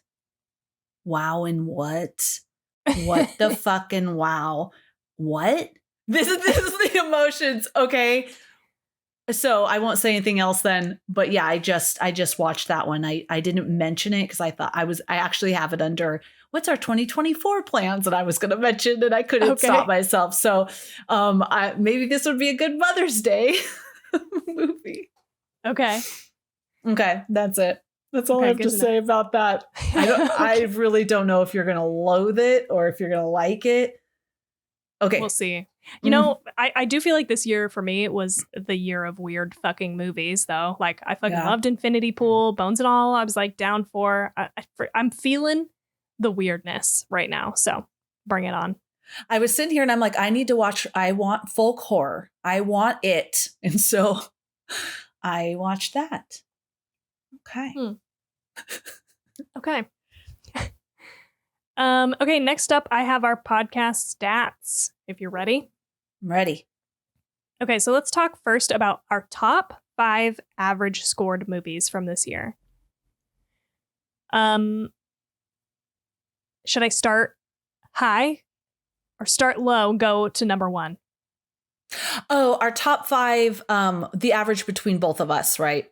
Correct. Okay. And including any guests. So. Okay, cool. So our top 5, and then are you going to do our lowest 5? Oh yeah, bottom 5. I see it right there. Okay, yeah. Let's do it. I'm excited. I'll start. We'll work our way up to number 1. Okay. So in 5th place, it actually was a 3-way tie. So technically this is our top 8 MySpace. In number 5, we have Piggy, Infinity Pool, and A Girl Walks Home Alone. A Girl Walks Home. Is it alone? Yeah, Alone at Night. Okay. I must have missed that in my notes. We gave all of those movies a 4.3. And I feel like that's a pretty good list. Yeah. Yeah, that's a really good list. I like that list. Okay. In number 4, I guess, was Talk to Me with a 4.4. Okay. Number 3 was Fresh with a 4.5. Fun. Very fun. Which makes sense. Yeah, we loved that one. Yeah, that was fun. That's a real standout movie to me. Oh, yeah. Number 2, I split these up because there was only 2. Why did I do this? I don't know. Arrival. I got to number 5 and I was like, I can't like leave off 2 of these. You know what I mean? Yeah. Which one do you pick of all of them? Yeah. Right.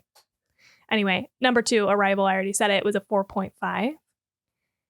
So those are both 4.5. Amazing movie, obviously. Mm-hmm.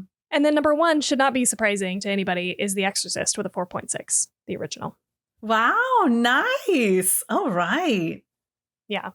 But I just feel like it's kind of expected. You know, like The Exorcist is really great. Shocking we haven't done it so far. So it's kind of like an anticlimactic number 1 to me, but no, that was good. The thing that I think is interesting is we had no new additions this year to a perfect scored movie. So we did not have a 5 that we, average that we rating. both gave a 5 out of 5. We didn't have one. We did not have one this year. What? So that's our goal for next year, I think, is to at least do one that we both give a 5. Yeah. Wow. I think we're getting real honed in on our scores. I think Steve, my husband Steve, would be real proud that we didn't have any perfect scores. Even though we have given perfect scores, like one of us, but not both of us. Oh, interesting. Right. Yeah. So as a recap, I always like to throw these in. All of our perfect score movies. So from 2020, we have Black Christmas, Antichrist, and Hereditary. Mm-hmm. And from 2021, we have Audition, Parasite, and It from 2017. Yes, dude, these are still I know the sickest of the sick. Yeah. Yeah. These are tops for sure.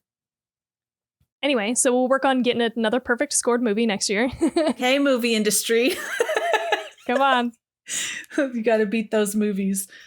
I did feel like the year, I mean, to be fair, I haven't like watched all of the 2023 2023 horror movies, and nor will I. Like, it's just going to be impossible to do all of them. Nor do I want to. Right. Honestly, totally. Some of them I don't even want to. Oh God, a good handful really sucked. Like a good handful.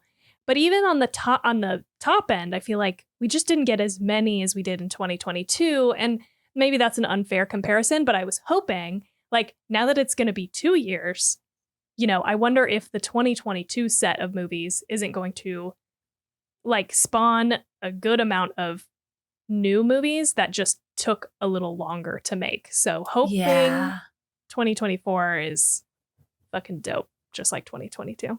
There were some good ones this year, which I'm sure we'll talk about on the Stabbies episode. But anyway. Okay, so now let's talk about our bottom 5 average. So I'm going to do the same. I'm going to start highest and go to the low. Okay, yeah, sounds good. Yeah. So, and this one we didn't have any ties. So with the number 5, with a 3.1, we have Megan is Missing. Oh, wow. We didn't go that low. Well, this is the highest of the low. Highest to the low. Gosh, Felicia. Sorry. No, you're fine. It's because I'm not drinking. I did it. I did it in a weird kind of order. Sorry, no, that's good. Okay, so number 4 with a 3 is Hell House LLC. Mm-hmm. Okay. Number 3 was Knock at the Cabin with also a 3. Actually, I lied. Okay, so those 2 are tied. Yeah, what the fuck am I talking about? These 2 are tied, and and number 1 and 2 have the same score as well. Sorry. Number 2, so second to lowest of this year, was Evil Dead Rise with a 2.8. Man, we were not fans of that one. No. That was a big no from us. And then number 1 was Megan. Also a 2.8. Really? Yeah. I remembered having fun with that movie. You must have scored it really low. I think I did. Yeah. I was not feeling that one. I gave it a 2.5 and you gave it a 3. All right. But you're not wrong in the way that even our lowest scored movie this year did not crack our all-time lowest. So, like, to remind you of our all-time lowest scores. Oh, no. We gave the movie 31 a 2. Yeah. The Poughkeepsie Tapes, we gave that a 2. My Best Friend's Exorcism, that has a 1.9. And so does Near Dark, a 1.9. Then Otis has a 1.13. The weirdest fucking average score of all of them. And then Halloween 3 is a 1. So even our lowest... We didn't even beat our all-time lowest scores with a 2.8 for Megan, so that's where we're at. I bet your mom's happy that the movie that she picked isn't now the lowest scoring in Two Chicks history. I wonder if she knows that. I should tell her. I should, because she probably would be happy about that.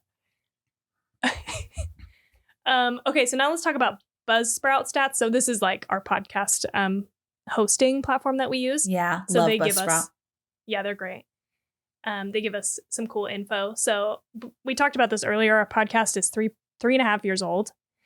We did 29 episodes this year, and this will be episode 147 total. Surprisingly, New York was our most popular city. That's the city that had the most downloads. Hey, New York! Woo! I know, what up? Never been there. I've been there.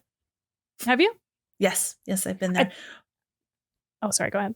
I was just going to say, one of my closest friends used to live out there, and I visited her a couple of times. So it was very cool. Okay. I think we're going to go next year. We're going to try to go to Comic-Con for one day. We're going to do like a family trip, and just one of the days, I think Jade and his brothers and I are going to try to go if we can get tickets. Anyway, but what up, New York? Hey. We have in total 35,000 downloads. So, yay. That's awesome. We won't we won't get another achievement from Buzzsprout until we hit 50,000. So it's like okay. Quite a gap. The last one we got was 25. The next one's going to be 50. Okay, we're going to get it next year. Yeah, let's do it. Okay, top episodes of the year that we put out in the year were The Blair Witch Project, Megan is Missing, The Exorcist, Talk to Me, and The Exorcist Believer. Okay. The only one that surprises me out of that list is Megan is Missing. Yeah. It's just like, I feel like not as well known of a movie. The rest of those are like either really popular or came out this year. Yeah, that's an interesting one. Yeah. I wonder if there was something going on at that time where if they, I don't know. Yeah. Like a true crime situation or a something. Yeah. It's curious. Anyway, and then the most downloaded episodes overall is the last statistic that I have here. Nothing has beat Veronica in our number one spot. Dude, and I love that movie. I know. And that was a fun one to research. That's crazy. It's so crazy. I'm like, I feel like nothing is going to knock it off the top spot. Yeah. It's like surpassed by a ton. Yeah. And we've even tried to release episodes that are super relevant, like it's a movie that just was released, so people want to know about it. We've done like all kinds of episodes. This one, you guys just loved it, and so did I. So hey, yeah, it's a great episode. Okay, number 2 we have Barbarian. Good. Number 3 is Hereditary. Oh yes, Makes sense. These are all like really popular movies, which makes sense to me. Number 4 is The Blair Witch Project.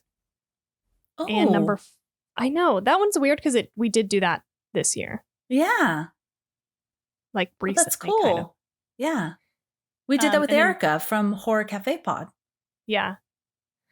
And then number 5 is Speak No Evil, which I guess is the only one on this that's like not super popular other than Veronica. Oh, yeah. But that episode with Erica was super fun. Yeah. That was a great conversation. It was. We really got to dig deep into our love of found footage for sure. Thank you for pulling those stats. It's so interesting to see what's going on. I love it. I love Buzzsprout, how it shows all of that. Me too. I think it's so interesting to look at. It's just neat to kind of review. I think in our last 2 episodes too, we had a little ad run. So if you guys had listened, there's a little ad that ran. The Buzzsprout has this really cool thing where you can have ads. People, I don't know how they do it, but it'll suggest podcasts for you or different things. And you can listen to, like, for example, I'm sorry, I think it's just other podcasts because that's usually what we get. You can listen to it and see if like, oh yeah, this aligns. So you have a chance to be able to hear in case it's something that, I don't know, you're not aligned with and you don't want it. You could click add to episode and it just does it. Yeah. It just does it. It's so cool. And you can make, a little money and it's very, very cool. Yeah. So we tried that because we were like, let's just see how this works. And so. Yeah, I had to go in twice. It like runs and then I had to say to run again. So it does it by episode. It's very cool. And you have to be quick. Oh.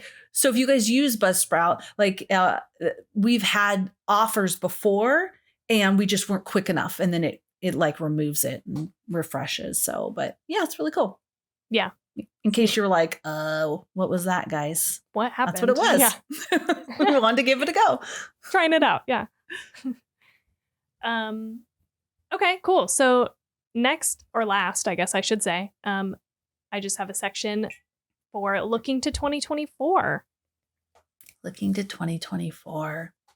So Tani put this really nice outline together. Thank you, Tani.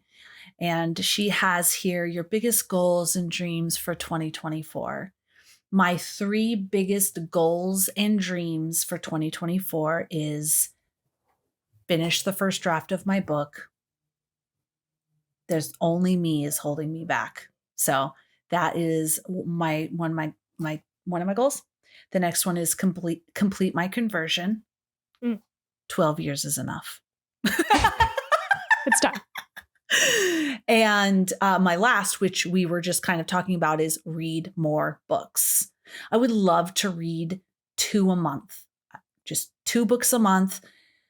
I want to absorb more stories. I want to read across genres. I want to read all kinds of great books. I know they won't all be great, but that's what I want to do. Those are my top 3 goals. Awesome. I wish I would have sat down and thought about this because I didn't. I don't know, honestly. I want to do some like sit down and like dreaming and visioning for next year, but I just haven't done it yet. And so I'm not quite sure. Like I'm in this weird spot where it's like I feel like my biggest goal for a long time was buying a house. And now that we've done that, I'm sort of like not sure what's next. You know what I mean? But yeah.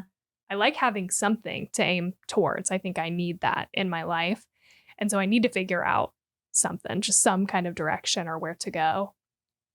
So I'm not quite sure personally, like big vision. But like we talked about, I also want to read more. I want to read better things that I guess are more engrossing for me.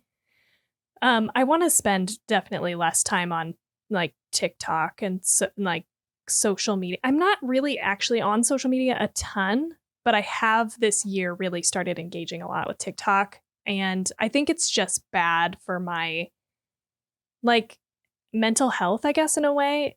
Mm-hmm. Like, I guess I don't know if mental health is the best word to use because I think it really is more of like a brain chemistry thing because you're like, it's just like too much.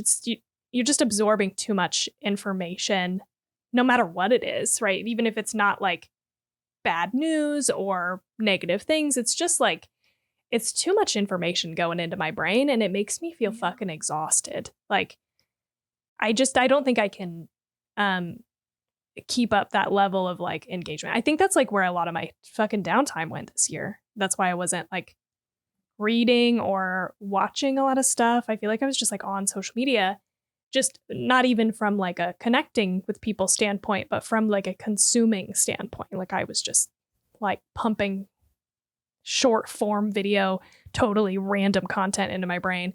So I want to continue to lower the amount that I'm doing that, and also continue to work on drinking less, which I feel like I've been doing a really good job of. So I want to keep that going.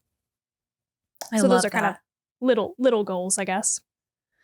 Yeah, I really love that.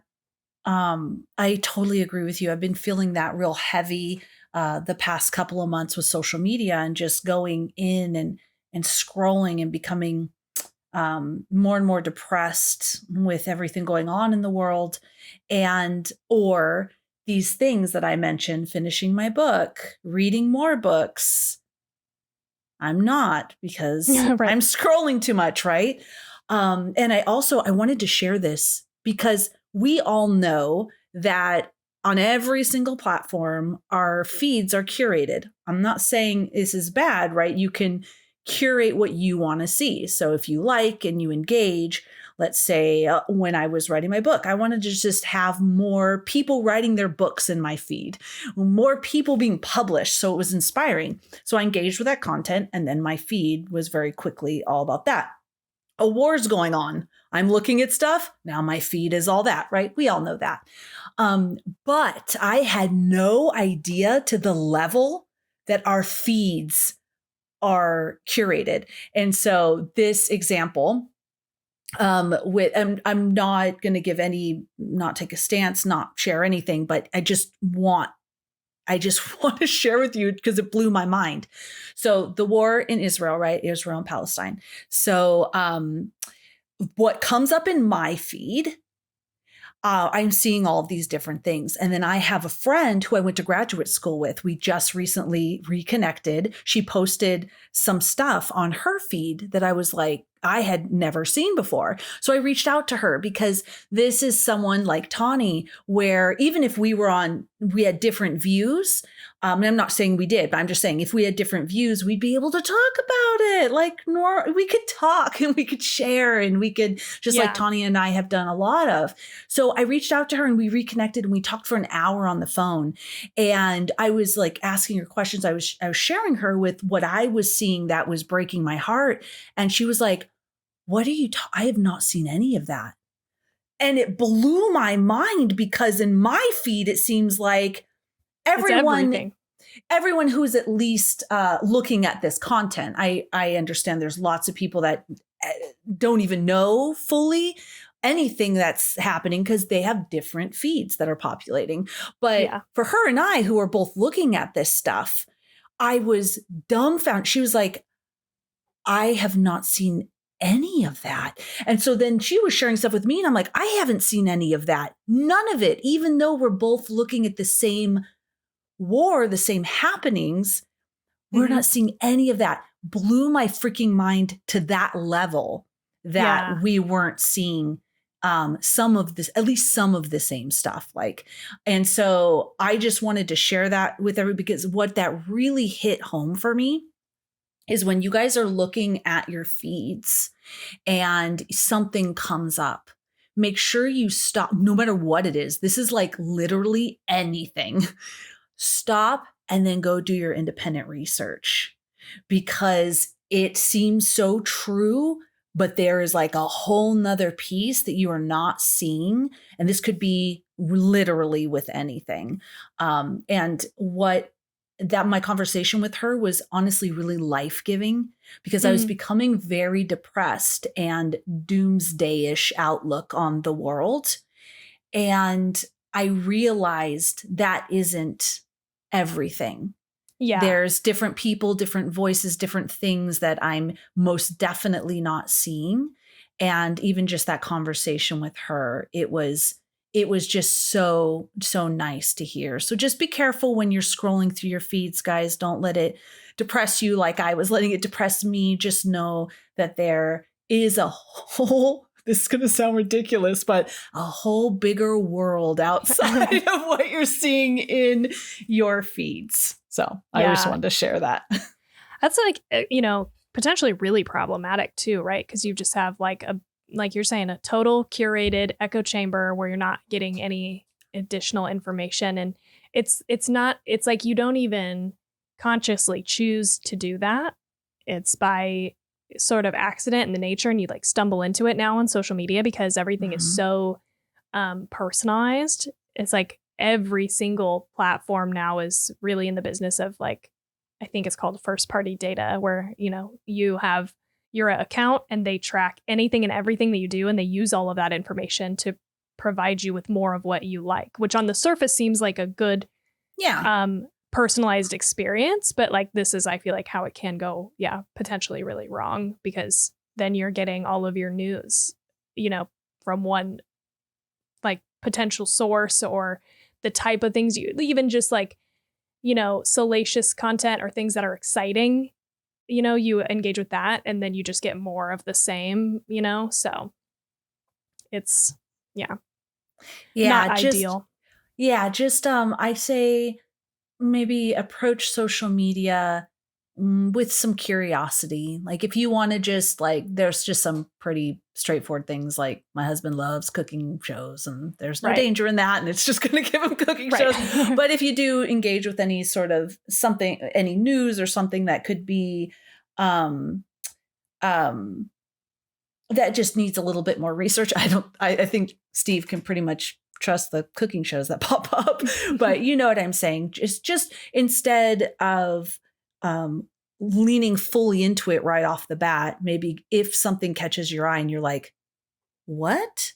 Then go do some independent research, look at some different things, and try to fill in that space that we're not seeing.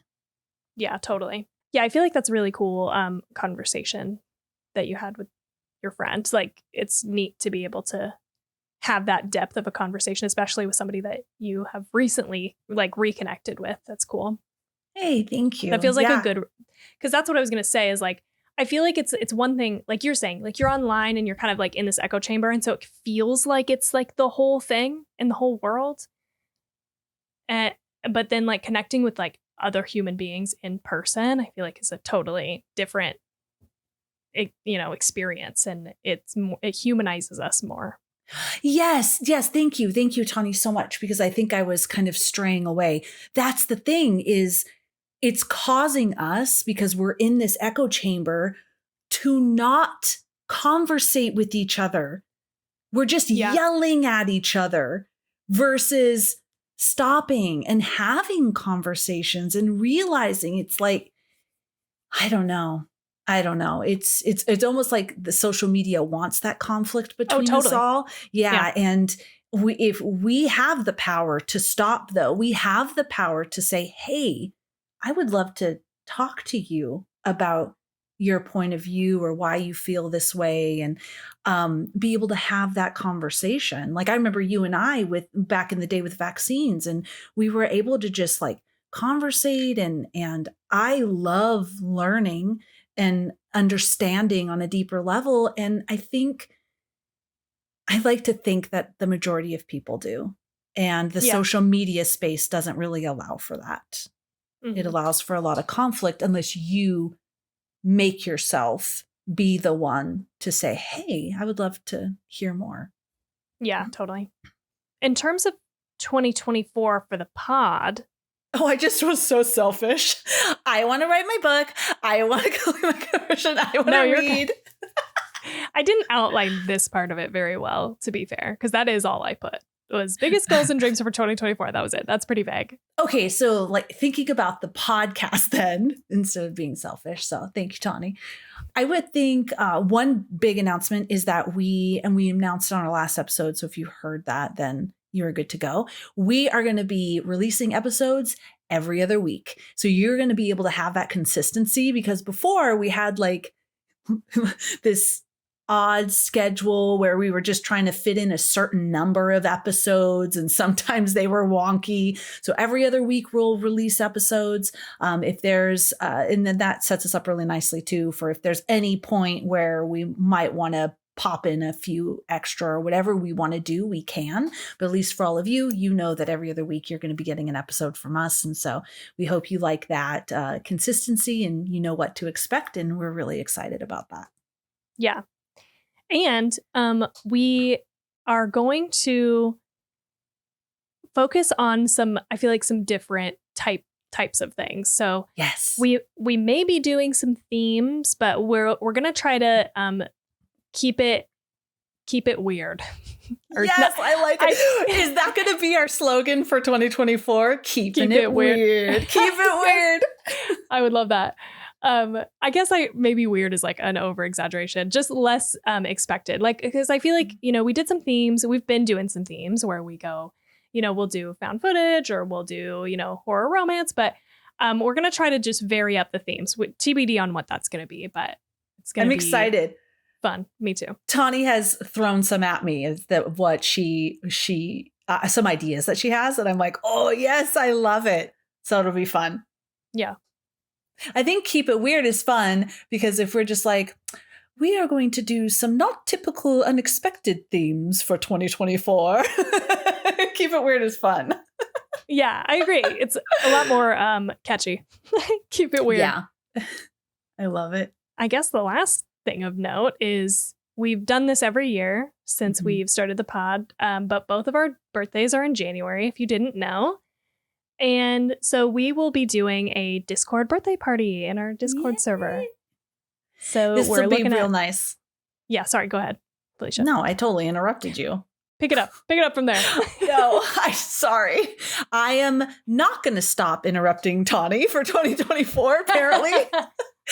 I was just going to say it's fun. It's low. I really like these parties that we put together because they're real low key. You could be in your pajamas, cooking dinner, sitting there with your family. It's all on Discord, conversations, connecting. So I like it.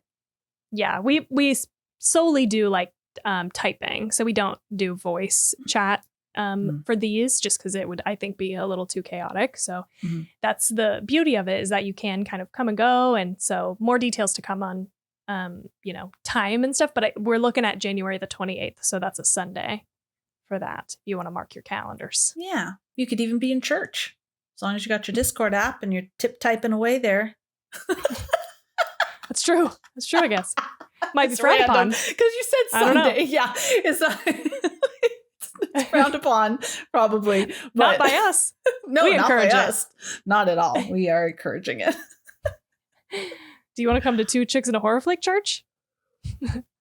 Because that's what we got going on. Yes. Yes. That was fun. Connecting, going over. We hope you guys like that. Is there anything else we're going to cover? Nope. That was all I had. Unless you That was all I had too. No, I am nada.